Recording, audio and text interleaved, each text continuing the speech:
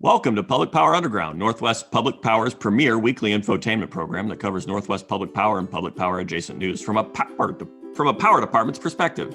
To commemorate the season premiere for Public Power Underground's second season, a spring season, a season of hope, our own Arin Guillory and Ian Bledsoe have recorded a brand new Public Power Underground jingle. Hey, public power people, we're all in this together. No, this won't be forever. Hey, public power people, we're all in this together. Whatever we endeavor, yeah. So, hey, public power people. On today's show, we'll get an update on Northwest Public Power markets on Arin Reports, get a guest lead on the status of the 2021 power plan from Northwest Power and Conservation Council's John Ollis, buzz through some more public power and public power adjacent news on a truncated public power desktop, then play a fun new game on Slummin with the Underground with special celebrity guest star Libby Calnon. I'm the manager of the power department, standing in for Brian Fawcett, who's on vacation this week, Paul Dockery. This week, we're excited to be joined by two celebrity guest co-hosts. First is a returning champion, an early adopter of Public Power Underground from the pre-published days, the Customer Relations and Service Manager and Assistant General Manager for Clatskanie PUD, Sarah Johnson. Hi, Sarah. Welcome back. Hey, Paul. It's great to be here. Always a pleasure. And it's nice to see the evolution of Public Power Underground. I love where you've gone with it, and you have really raised the bar on podcasts. Yeah, I'm a little worried. It's evolved and also maybe crept in length. Very self-conscious that the last episode was an hour and a half. Promise this one won't be that long. We're trying 45 minutes, like 38 to 45 minutes is the right length, I think. We're trying. I think I maybe need an editor. Not gonna lie, I maybe need an editor. Also joining us is a special guest star co-host. As a special guest star co-host is a returning friend of the Underground, special guest correspondent extraordinaire, and the rates and policy director for Northwest Requirement Utilities, Megan Stratman. Welcome back, Megan. Thank you for having me back. Congratulations on season 2. Very exciting. Yeah, I think it's going to be like a really sappy season. We're probably going to really lean into like the, hey, public power people, let's do this together. It's great. I'm honored that you are joining us amongst like all the rate case stuff. It does not go unappreciated how much work you have to do right now. Trust me, as I've said before, Paul, this is fun. It's a nice break. I was reading testimony till 9 p.m. last night, so this is a good break. Woo! My reward. Yeah, well, we're going to talk about jobs later in the episode, and that isn't all public power jobs. You don't always have to read testimony until 9 p.m. True. That sounds fun. Only once every 2 years. And representing the power department is the star of Arin Reports, the co-star of Public Power Underground, financial analyst Arin Guillory. Good afternoon, Arin. Good afternoon, Paul. Man, it's just me and you representing the power department today. We got to hold this up. It's fun. We got a lot of Clatskanie PUD representation, but we gotta hold up the banter side of this. You and I, we got this. We got this. Yeah, we do. Okay. Up next, we're checking in on power market indicators in the Northwest with our first segment, Arin Reports. Get up to speed on Northwest market indicators for March 25th, 2021. I'm Arin Guillory, and I've got your market update for the week.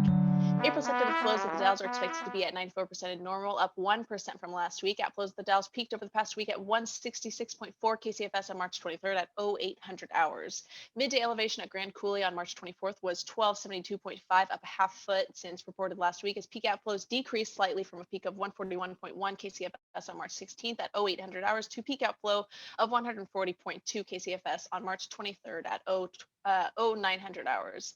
Checking in on the snow in the region using Answergy's aggregation of basin data, the snow water equivalent for BC Hydro Generation Basin is 118.21% normal. For Mid-C, 103.38%, and aggregating all the snow in the Columbia River Basin that'll flow through Bonneville Dam, they estimate there's a 117.25% of normal snow blanket. Spot market power in the Northwest for delivery March 25th is at $26.75, with gas at $2.30 per MMBTU, translating to a spark spread of spark spread of 10.65, and a heat rate of 12 grand. In term markets, bond for mid-C has dropped again, down 63 cents from a week ago to 27.31 cents. $27.31 per megawatt hour. Mid-C power for quarter three, 2021 is at 88.2, with Sumas gas at $2.76, translating to a heat rate of 32,400. In bond markets in the last 6 months, one California Public Utilities Commission issued 4 sets of water revenue bonds totaling $664,395,000, including one taxable refunding with $300 million and $5,000 in term bonds due November 1st, 2041, at an interest rate of 2.825%, and another $41,430,000 in term bonds due November 1st, 2047, at an interest rate of 2.945%. Spending a beat at Bonneville's Balancing Authority. Peak load this past week was 8106, March 23rd at 7:35 in the a.m. During load's peak, hydrogen was at 10,133, wind gen was 728 megawatts, conventional units at 1053, and nuclear was 1152. This week in NOAA climate forecast, the 6 to 10 day outlook has temp in the region with layers in the normal range and a 33 to 50% chance of being above normal, while precipitation is largely anticipated to have a 33 to 70% chance of being below. Some likelihood of areas in normal range and others with a 33 to 50% chance of being below normal in their 90-day report. And that's all we've got for this update. Back to you, Paul.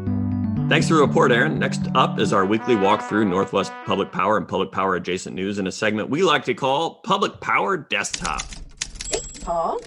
Tacoma Power created the nation's first pilot rate to support the production of electrofuels, a carbon-neutral replacement for traditional fossil fuels.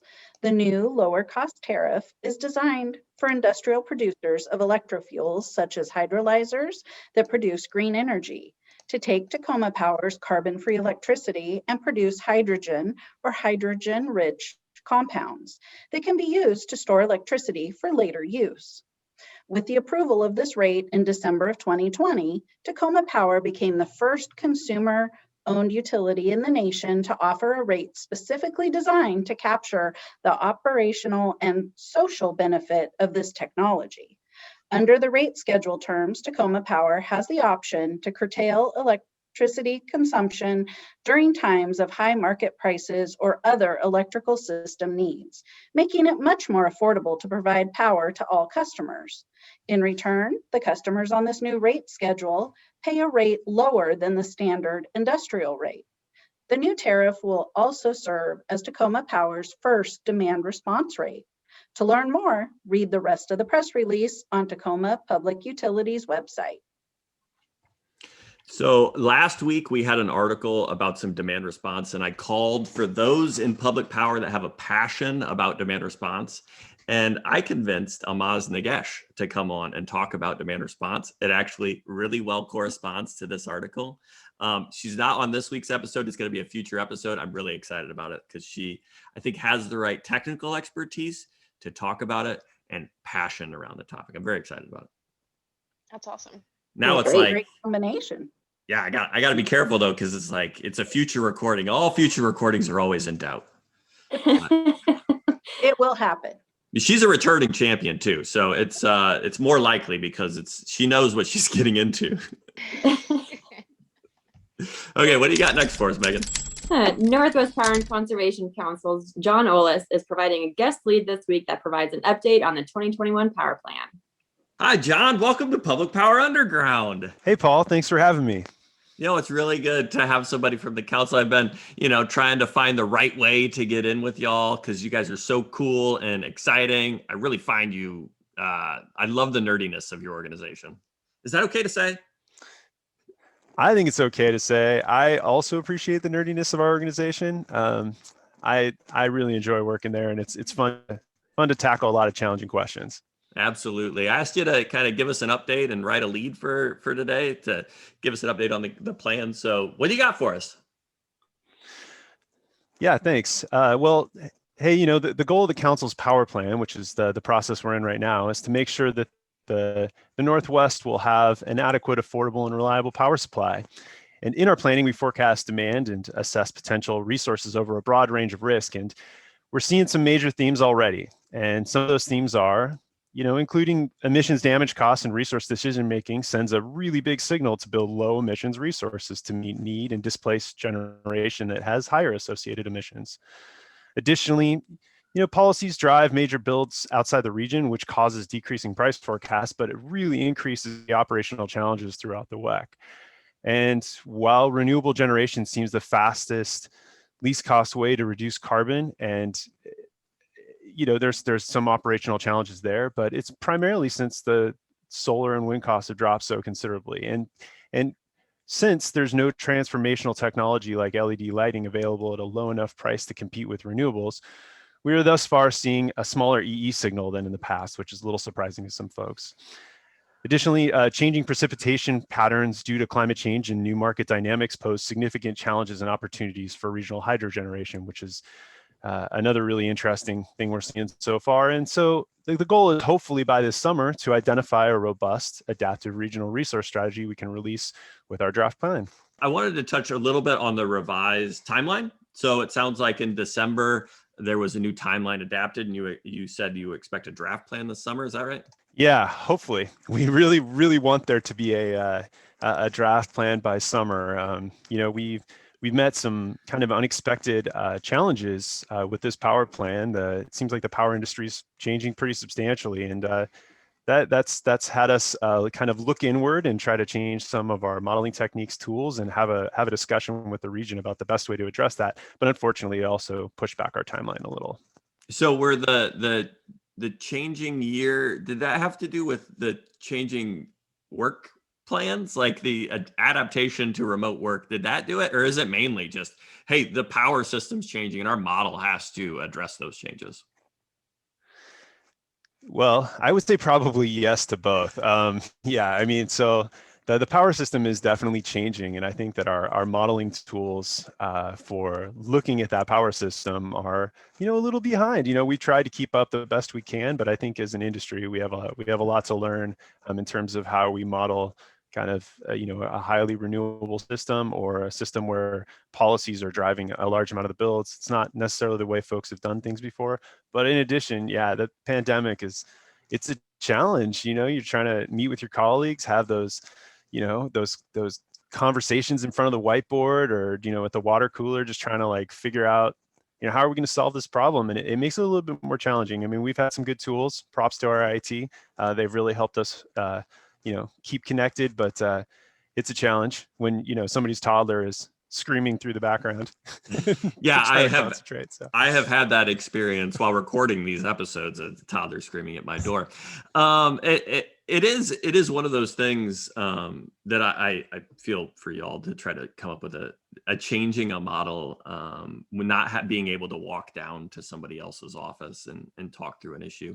There is like a cultural collaboration that occurs in hallways that is hard to approximate virtually. So really appreciate y'all trying to work through that. When things get less stressful, maybe you can come back and we can have a chat about the impact of LEDs on the cost benefit dynamic of seasonal time change. It's a passion project of mine to try to convince everyone to hate seasonal time change. You've got a toddler. I've got a toddler. I bet you hate seasonal time change as much as I do. I do. Yes. That is so true. That is so true. I can tell you have a toddler because that is something you picked out. Yes, yep. Okay. Thanks you for coming. We'll talk to you later. Cheers, Paul. Thank you. Bye. On March 16th, parties to BP 22 rate case were able to file rebuttal testimony. Amongst the parties to file were BPA with 13 different filings of rebuttal testimony, Public Power Council, Snohomish PUD, Pacific Northwest Generating Cooperative, and the Alliance of Western Energy Consumers, MSR Public Power Agency, and Northwest Requirement Utilities. The data request deadline for parties is March 26th. The schedule for draft record of decision is June 11th, and the final record of decision is scheduled for July 28th. To follow the rate case, you can find all the thousands of pages of documents at ratecase.bpa.gov. And you don't always have to stay up till 9 p.m. to read these things, only if you are a petitioner in the case. What's your role, Megan, actually? And are you allowed to talk about? They're pretty riveting, though. I can talk about it. Sure. Okay, good. It's whether or not Bonneville can listen to me talk about it. No, but the thing that's, this is how you're in a job that you like, right? Because it's kind of like Christmas morning. You're like, I worked so hard on my direct case. I want to see how people respond to it. So we're in the stage right now of rebuttal testimony, which is when everyone responded to what folks put in their direct case, which was a response to the initial proposal. So the next stage is filing of initial briefs, which is done primarily by the lawyers. That's where they make the legal arguments. I get to push the workload over to our attorney, Zabin. But yeah, it's pretty fun to see how things proceed through the rate case. It is more engaging to me than maybe some people, but I enjoy it. And we're glad to have friends who I love enjoy that. it for sure. It's really nice that there's somebody we know that enjoys it. It's a really intriguing rate case. You and I've talked about it before, Megan, that this is sets a lot of precedents. There's a lot of really important topics for public power that's being discussed. So, whew. Yeah, absolutely. We're going to have lots you back. of stuff going on. You willing to come back and talk about it sometime again? Yeah. Because I'm ready. I'm ready, Paul. Good. Anytime. I'm going to take you up on that. I know. I'm coming after that belt. So, Lauren, this is your heads up, Lauren, and I want the baby belt too. I have 2 little dogs, and so I can I'm probably going to need a second baby belt, so I can have one on each of them. It'll be adorable. So bring me back every single time. I'm very proud of the Anadromous Championship. Very proud of Public Power Underground. So, we need some in the background for sure. Paul, just a bit earlier today, I heard the doorbell ring with the UPS truck, and I was like, this could be my belt delivery, but it wasn't. We'll keep working on it. All right. It will become a collector's item, very coveted. Absolutely. Absolutely. What do we got next, Sarah? All right, because we missed his perspective otherwise, and we forgot it earlier this month, the Power Department's power analyst, Ian Bledsoe, agreed to record a special guest screen sharing to update Genesis forecast for March. Ian's Genesis forecast was updated several weeks ago for March, but we forgot to tell you about it. A serious error was discovered in the water year selection methodology, which caused the highest runoff years to be chosen most frequently. Not surprisingly, we're forecasting much more reasonable, as in lower, generation as a result. Last month's February system forecast was 11,984 average megawatts, and actual was 8,908, a mind-melting 35% forecast error. Putting the failures of the past behind us and remembering that Ian is a Genesis apprentice, the March system forecast is 9,228, up 3% from 9,989. April forecast is largely unchanged at 7,083 from 7,224. May forecast is down 14% from last month, now at 8,349. June is down 10% at 9,999. July is down 18% at 8,935. August is down 10% at 7,335. And September comes in at 5,639, down 5% since last month. Power analyst confidence is high relative to last month's forecast. Check in with us again in a few weeks for the new April Genesis forecast, now with spring runoff. TM. Thanks, Sarah, and thanks, Ian, for sharing your screen. That is, you're a Genesis apprentice. Don't take it too personally. Megan, what do you have for us next? Public Power Underground made news again with a special bonus episode on SPP's Market Plus concept that was unveiled at PPC's March 4th Members Forum. One piece of breaking news in the discussion is that SPP is pausing its detailed proposal development for 6 months in order to focus on the February winter event that caused an emergency in SPP, MISO, and ERCOT.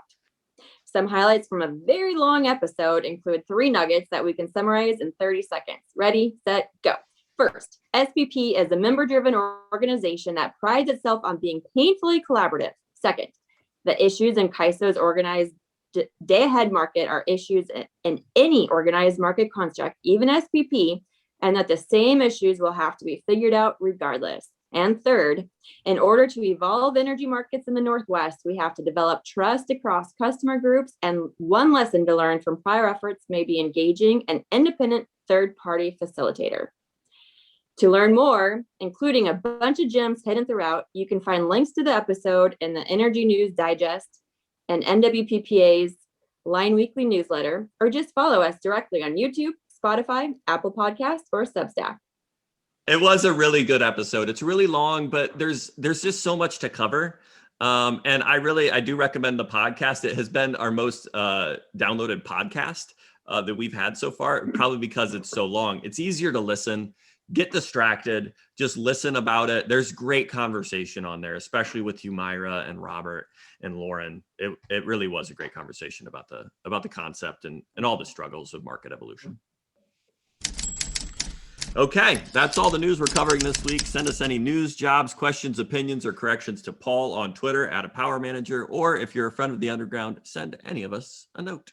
This week, we're excited to welcome the general manager for Hood River Electric Cooperative, friend of the Underground, friend of Sarah Johnson, very close friend of Sarah Johnson, Libby Calnon, for our recurring public power adjacent segment we like to call Slummin with the Underground. Hi, Libby. Welcome to Public Power Underground. Thank you. It's nice to be here. It's wonderful to have you. We got an all-star cast today, and we got a bunch of great questions. So are you ready for all of the great questions and the games? I'm ready. So many games. It's going to be great. Now, but to be I see you clear, brought in the big guns for me today, so thank you for that. Yeah, I did. I wanted to definitely respect you as a general manager, that you need the heavy hitters. That's for sure. So by agreeing to come on Slummin with the Underground, though, you have agreed to be asked deeply personal and occasionally inappropriate questions, right? And knowing that we're going to be incredibly judgmental of your answers. You're prepared for this, right? You know, I've been looking forward to this for like 2 weeks.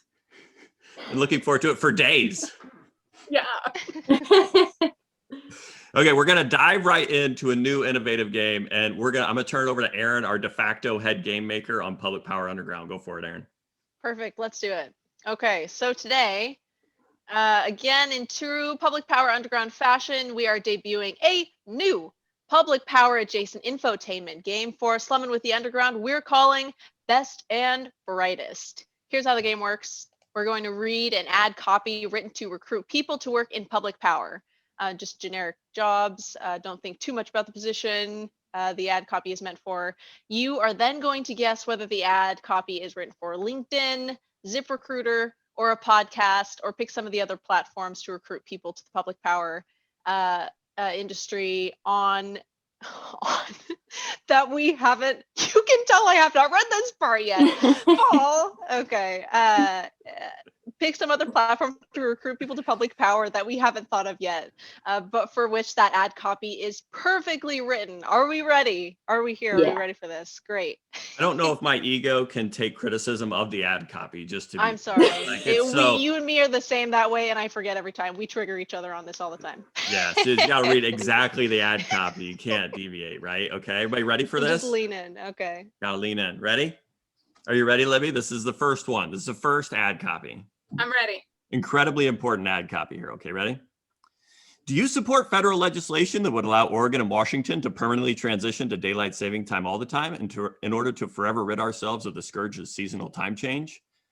If so, join like-minded public servants in Northwest Public Power who think the practice of changing clocks twice a year to give ourselves a satisfying self-delusion of gaining time once a year is antiquated and perhaps the ostrich swing of energy policy. Come work for Public Power. Public Power, where passion meets nuance. Public Power, where our mission serves an essential purpose. So I get to choose between LinkedIn and ZipRecruiter or a podcast or any other platform? Yep. And where should we be advertising for this stuff? That's also a question. Someplace with a hidden agenda. And as someone who has 3 positions advertised in an 18-person co-op today, I can tell you that trying to recruit for positions in public power is an incredibly important part of what we do, and it's going to become more and more important as we move forward through the next few years, because I got some statistics from the National Rural Electric Cooperative Association today, and did you know that 20% of the cooperative workforce is eligible for retirement within the next 5 years? Oh, I believe it. I feel like I was reading an article just a couple months ago about just based on the timing of when our industry started. Yeah, we're at that wave. Crazy. Yeah, a few years ago, I heard it referred to as the silver tsunami, but I actually think that there's been more of a silver tsunami in the last year because none of us can go get our hair colored because of COVID. That could be playing into it. But back to the question, where do we think that this commercial would play well? And I'm going to say this one sounds like podcast, but I think it might be because Paul is amped up and he sounded like a podcaster when he read it. Yes. So. I mean, it would be on my podcast for sure, right? But it would make a wonderful commercial in like the NRECA Along Those Lines podcast to have a little tidbit in there about a wonderful career opportunity in another co-op. So Right. Yeah. Right. I do I think like that. I think Libby just got some bonus points there. yeah, you Definitely. definitely I need agree. to make sure that you're targeting an audience that also hates seasonal time change. I mean, you got to find those, which there are lots of platforms where this is ubiquitous. So yeah, I think podcasts for sure. You can find a podcast. I know of at least one. perfect.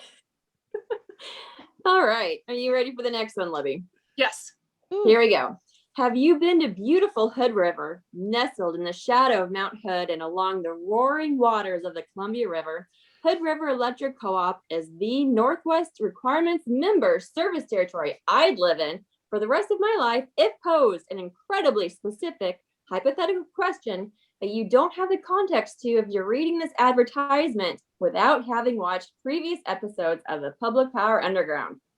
With great scenery, great culture, great kiteboarding, and great breweries, Hood River is the home for you. Come work for Public Power. Public Power, where great scenery meets great careers. Public Power, where we serve our communities with essential services.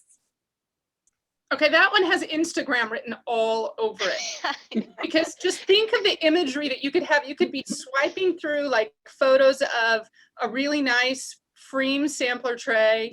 You could have somebody on a kiteboard launching out of the river. You could have the Hood River Blossom Festival going on. And then maybe we have just an absolutely beautiful new transmission line going down a nice scenic road, and people could look at it and they could think, wow, that's the 115 kV transmission and there's the 12.5 distribution, and that juxtaposed against that beautiful red barn on the image would draw people, and they would think, I want to build that power line in that gorgeous place, and I got to be a part of that. Oh my gosh, Libby, that answer, I think this podcast is going to become rapidly controversial because you're convincing some people right now. That was beautiful. I agree though. I can see that our too. utility can leave. Like that image was beautiful, but remember, we like it here. Oh, Libby, what were the positions that you were recruiting for? Just remind us again. So I'm recruiting for a controller or office manager, for an engineering and operations manager, and we just posted a position for an internet installation technician to help us with our new fiber to the home build out that we're starting. Oh, cool. I want to hear more about this fiber to home build out. And do you serve Kalama? No. And no plans to. Cowlitz County PUD probably wouldn't enjoy that joke, which we do have some friends from the underground at Cowlitz County PUD. Just a joke, guys, just a joke. All right, Libby, you ready for another one? I am. All right. Are you a free agent looking to join a prospering franchise that prides itself on developing its talent? Come join the Libby's basketball franchise of Public Power.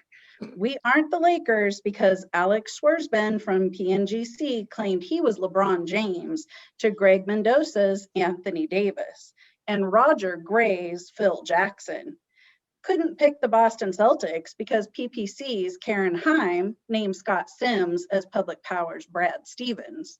And we aren't the Zags because NRU's John Francisco already broke the rules and selected a mid-major college program as NRU's Spirit franchise.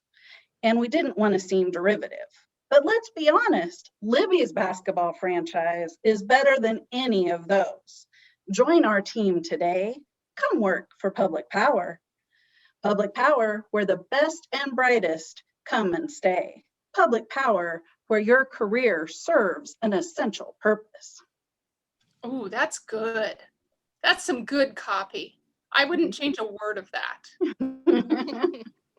I think that's got to be LinkedIn, right? I mean, Full disclosure, I've never looked at ZipRecruiter and I've never listened to any ZipRecruiter ads, so I'm not going to pick ZipRecruiter. But when you talk about a free agent, all that comes to my mind is that when I'm on LinkedIn, I keep seeing people who are looking for jobs. So they're kind of like free agents, right?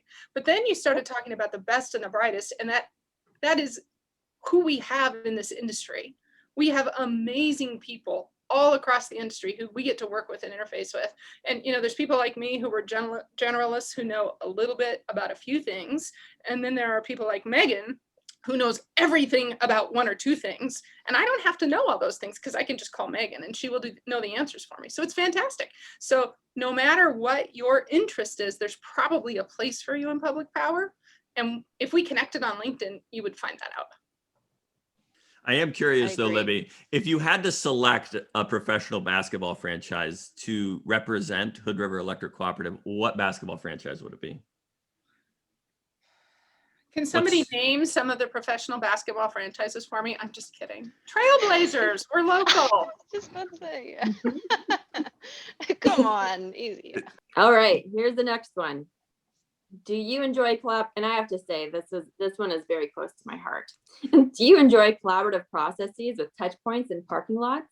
Have you ever made friends by explaining technical nuance related to an ongoing proceeding in simple and cogent ways? Do you want to? Come join us in public power and engage in years-long collaborative processes that will define your career and your community's access to low-cost, clean, reliable power. We can disagree with passion and nuance and make friends doing it. Come work for public power, where we shape policy that shapes the region. Public power, where we build community and provide essential services. That was beautiful. And I liked simple and cogent ways. Yes. Good words. But you did mention make friends doing it. And so this has to be Facebook, right? I mean, we're going to go on Facebook, we're going to become friends, and then we're going to argue about stuff. Yes. And some of those comment streams can get years long. Right. So thousands and thousands of comments. And sometimes you team up with people in a collaborative process to gang up on people who have different viewpoints than you. So it's just perfect for Facebook. What is the most effective, do you think? Like place to post job listings? None of it, but here, I guess I listen to too many podcasts that advertise for ZipRecruiter, which is why I know about ZipRecruiter, but apparently it's not because you're job hunting. It's just because you listen to job ads. Yeah, I mean, ZipRecruiters, they got great ad copy and some great podcasts. So I think it depends on the position. So for a position that's very technically specific to our industry, I tend to post on the NWPPA job board for a regional listing and on the NRECA Cooperative's Career Center job board for something that, if it's a position that you might recruit for nationally. But for positions that don't necessarily need industry expertise, there are other options. LinkedIn. We advertise on Facebook because there are local Facebook groups that if, the Hood River Electric Cooperative Facebook page, we can post something there and then someone will share it in the local community group on Facebook. And you may not get, it might not be Sarah who's interested in the position, but Sarah might know somebody and she'll see the posting on Facebook and she'll call up her friend and say, hey, you really ought to apply for this because the cooperative is a wonderful place to work. And, they take good care of their employees and they serve the community well. And it's really fun to be part of an essential service. So we get a lot of word of mouth through our Facebook postings. We posted the office manager job there about 3 weeks ago, and I think we had 1,400 views on it.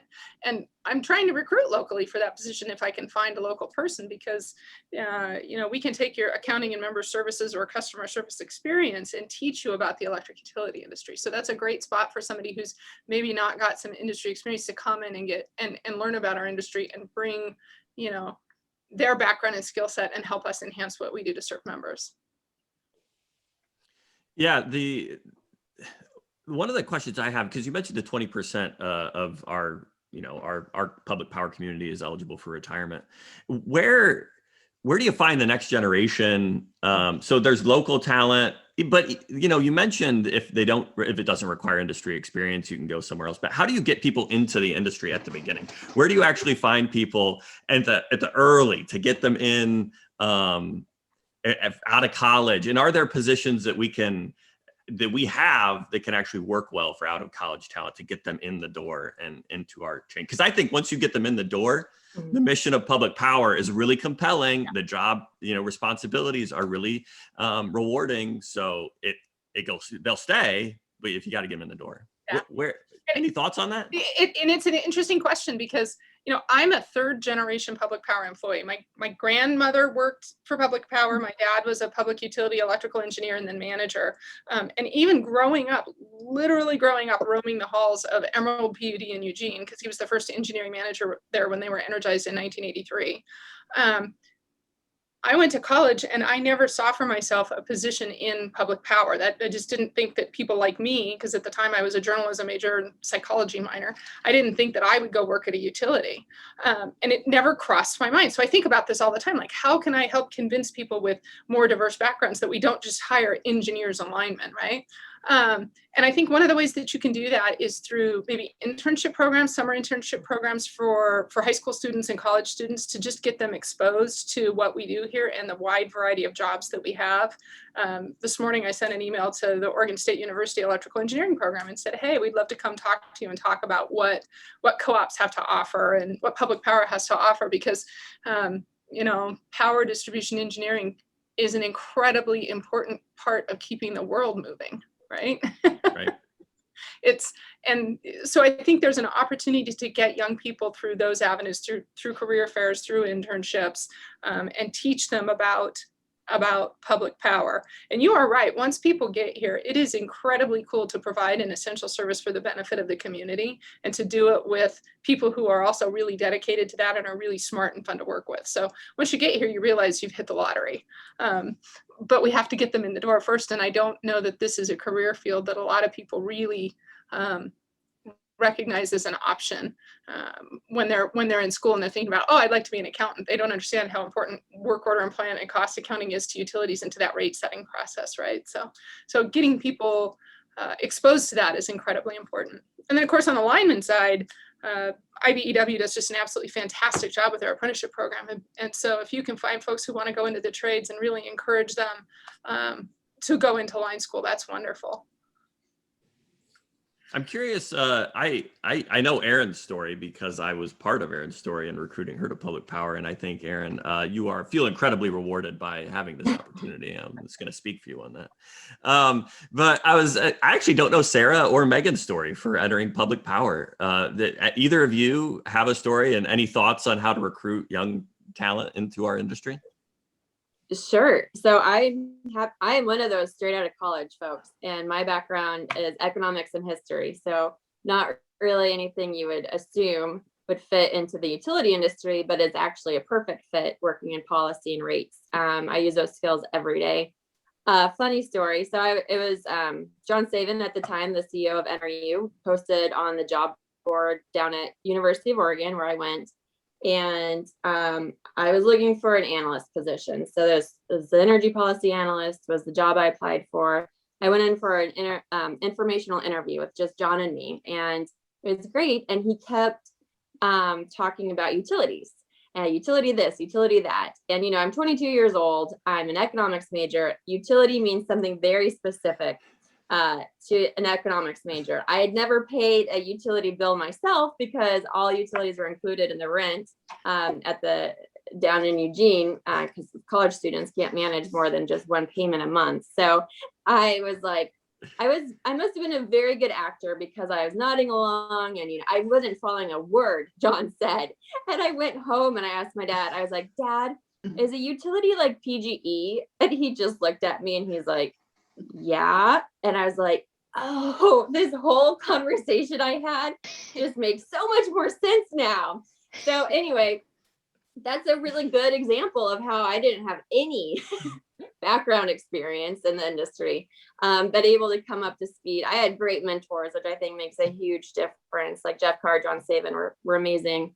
And for me, you know, I've always been really passionate about getting people into public power. And another thing, Libby listed all the great things about the people and providing an essential service. But what we're also providing is especially for the younger generations that are really concerned about climate change and economic justice, working for a consumer-owned utility that's selling clean hydropower. That's just the ultimate job, to really be able to make sure that utility electricity as an essential service remains affordable to folks. And we get to work on all sorts of emerging issues like electric vehicles. I know Klatsk and I has an interest in that with your plug pass and all of those things. So I think that spreading the word about what we do and what we're selling in terms of clean hydropower, that's flowing through your electricity. And not many people even think about electricity, right? You flip the switch and it's there. So I think just word of mouth, just talking to folks. You did. I want to touch on one thing you mentioned, because I think it's incredibly important for leaders in our industry to understand. There is a level of grace, I think, that's necessary when interviewing new people to the industry. So like we do use a lot of like jargon, and we have expectations of you're going to know about our utility when you come to interview.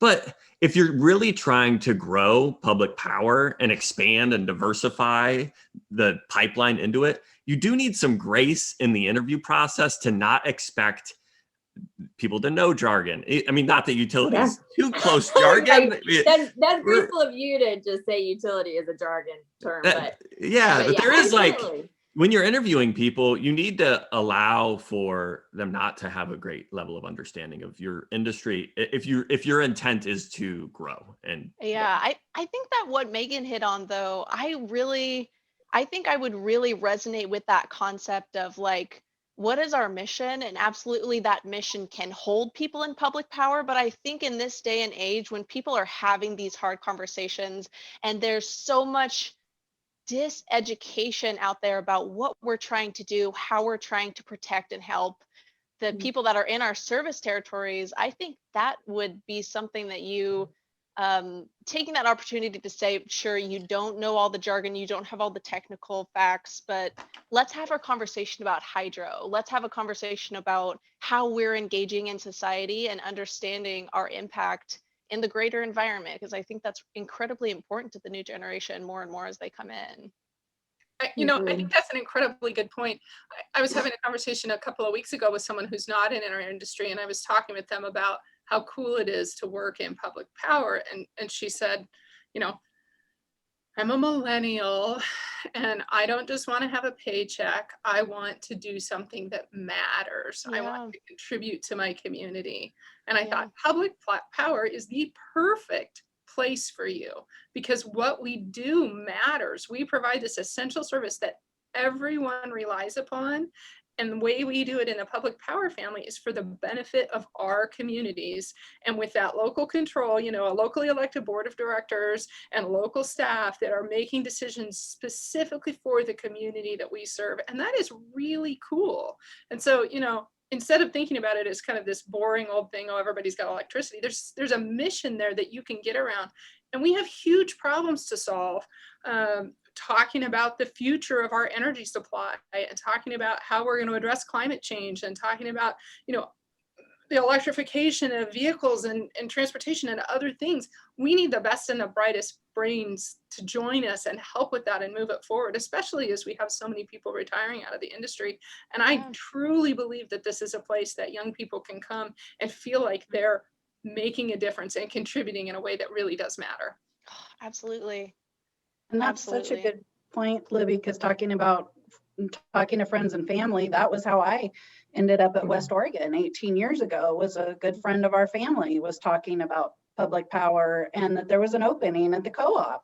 And I at first I was like, well, I don't know anything about the industry. And he convinced me that no, I could learn and I could use all my skills from managing in the different industry and bring it to public power. And I think that's just, we need to get that message out there to more people and actually let people know how cool everyone is in public power and how much fun we have besides our mission and the other things as well, because they're looking for something that they can enjoy while they're serving a purpose. Oh, that's a really good point. I think the word of mouth in communities like ours really helps, and trying to find people that can have transferable skills that we can use. And that sounds like you're part of your story, Sarah. I do think you have an opportunity, Arin, to tell your story. I just wanted to save it to the end because yours is a great story. Oh my gosh. Well, so I used to be a financial statement auditor for Moss Adams, and I was actually Claskin PUD's auditor for I think 1 or 2 years. Yeah, and I just remember, I remember it was always a wave. I think I can say this because it's good. Okay, I'm going to say it. Now I have to say it. I'm going to say it. But I remember being in the middle of busy season and just feeling like, oh, Claskin, hooray, Claskin PUD, and being so relieved. Had huge backlogs doing like 15 different jobs at the same time. And it was always just such a huge relief to come to Claskin. And I think, I want to say, Barb, I don't want to get anyone in trouble, but needless to say, stories developed, conversations were had, and I almost didn't apply. I was super stressed out in the middle of busy season, got to the very last day and had that kind of intimidation of the learning curve. I've audited plenty of utilities, but, and I believe in and agree with what I think I understand of what they're doing. But this is really daunting, and just had some really great word of mouth conversations with some of the people at the utility, and also other auditors that I knew of that had different connections in the industry, and that got me excited. And then I did apply, and here we are today. The rest is history. It's been great. Yeah, it sounds like each of us took a different road to public power. That's for sure, and they're all great. Yeah. And we got to make sure we're open to all types of people. This has been a great game. I think this is the best ad copy. We have one more though. So are you ready, Libby, for the last ad copy? I am. Okay, let's go for it.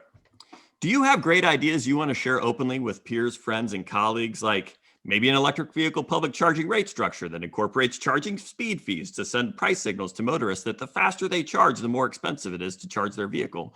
Or maybe installing electric vehicle public charging at local high schools to serve the next generation of leaders and support educators? Or maybe sharing the very simple and not even profound concept of outlets as electric vehicle public charging infrastructure that can be monetized through subscription-based programs using electric utilities' existing billing software? Us too! Come to Public Power, where you can share your ideas in a collaborative and open way, because all our information is open to public records requests. So it's not like we can hoard trade secrets.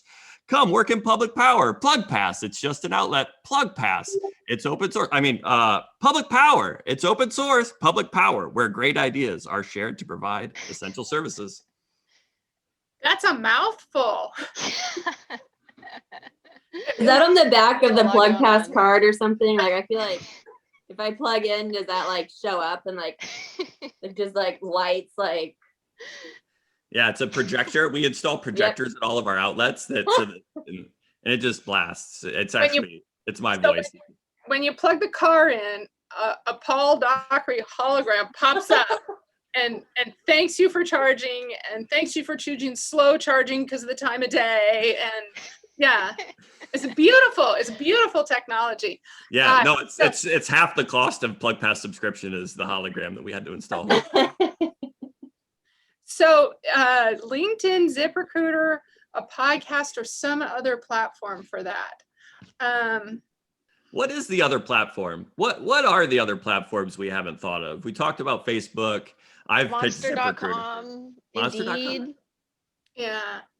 Well, and I was wondering about Max List for that, which is a Portland metro area job posting list. So I was kind of thinking that this felt a little bit like some of the fun recruitments that I've seen on Max List. So I might encourage you to put that copy there. Okay. And Max get your List it next is. hologram actor from Max List. Thank you, Libby. Congratulations, you won the game. We all won this game. This was a great game. Anything else we should talk about when it comes to recruiting people? Any other ideas we should chat about before we say goodbye to Libby and we close out the episode? Well, are there any other recruiting tips or resources that we haven't talked about that anybody thinks that we should plug? That would be my question. I've actually been wondering if, and it seems it's a little bit tricky because I definitely, okay, no disclaimers. I wonder if flexibility is something that utilities should consider in recruiting these days. Maybe not entirely remote, but just with the technological advancements we've made and how much people appreciate more and more flexibility and personal ownership. That goes back to mission, having a mission, being part of that mission. I wonder if that's something that utilities could look at more to be more competitive. I think that's a really good point. If you'd have asked me, a year ago before the world shut down, whether or not we could be successful running an electric cooperative remotely, I'd have said, no, we really need all to be together in the office. And although I really enjoy being back in the office and it's nice to be here and connect with folks, I think I have recognized that there is a lot more that we can do while providing different working arrangements and a little bit more flexible structure in terms of where you are and when you work and how you do it. Of course, we still need to be here and we need to serve members, but it all doesn't have to happen that same structured way that we've always done it. And I'm excited to see what that looks like in the future where, A, when we can all be in the same building again, it'll be nice to see people, but B, to be able to provide that flexibility and let them, have a little bit more freedom about where and when they work will provide something that I think, especially for people who live here in the Hood River Valley, it's an absolutely gorgeous place to play in addition to work. And so to be able to provide a little bit more flexibility might be a recruitment tool for us to be able to, draw that next generation in who, if it's a really nice powder day on the mountain, they might want to work later tonight, and if I can offer that flexibility, that's not a bad thing. And I want my people to be happy and enjoy working as much as I do. And so I'm, sure, I think we will be looking for ways to do that where we can. It's not always possible, but where we can. Absolutely. And I think different positions it could maybe vary based on the position. Yeah, I think these are some great tips. And I'm going to reach out and figure out how to get on a job board at Oregon State the next time I need to hire somebody. I think that's a tip I'm going to take for sure to try to, get the pipeline into public power going. Yeah, maybe we should have a public power day where we all just go mob the engineering department at Oregon State together, just go visit with them and, take them out for lunch and just let them see how cool everybody is. Because I think once they realize what fun people we are, they're not going to want to go do electronics engineering. They're going to want to come to our side of the world. It's way more fun. It's way more fun.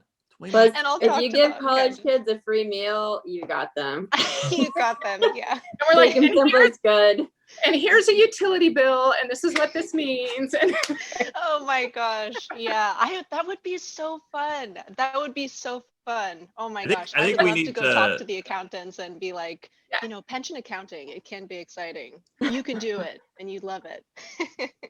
We got friends at NWPPA. They need to help coordinate this. It's their job board we post onto a lot. I know Sarah, you're connected there. We can make this work. Okay. I mean, post-pandemic, we are on it. We will have a public power day at colleges. I like it.